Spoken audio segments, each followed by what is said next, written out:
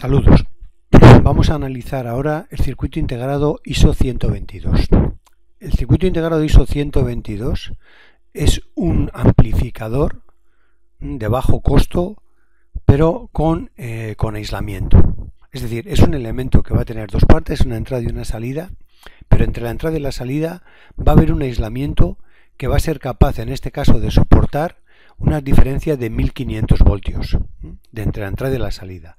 No tiene mucho más que explicar, y vemos aquí la constitución que se ve claramente de lo que estamos hablando.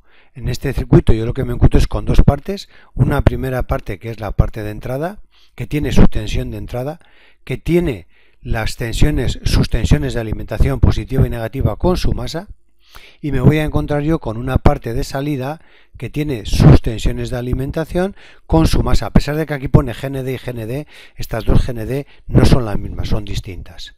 De forma que yo aquí a la salida voy a tener la misma tensión que en la entrada, pero galvánicamente aislada. Cosa muy importante para aplicaciones industriales. Poco más tenemos que decir, salvo la constitución, es muy curiosa, se puede ver que efectivamente es un aislador. Tenemos aquí los dos tipos de encapsulados, el 16 y el 28, pero vemos claramente cómo tenemos por un lado una parte, como hemos dicho antes, la parte de entrada,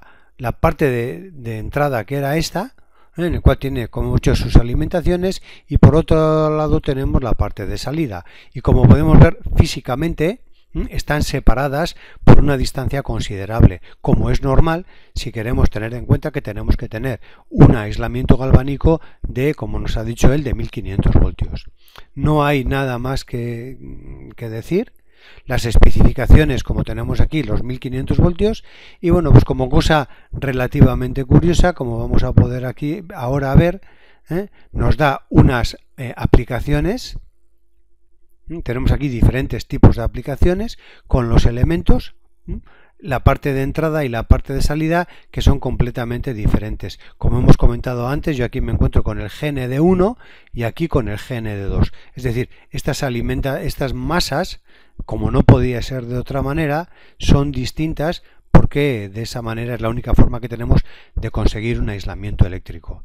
Sin más, tenemos aquí diferentes tipos de aplicaciones, en todas se hace constante el tema del aislamiento, y en la parte final diferentes tipos, vuelvo a insistir, de aplicaciones, conviene echarles un vistacillo por encima, y aquí, bueno, pues diferentes recomendaciones de cómo hacer la alimentación. Incluso nos muestra el fabricante cuáles son sus recomendaciones a la hora de hacer el diseño del circuito impreso. Es decir, cuál debería de ser la forma o la distribución de las pistas, tanto de entrada como de salida.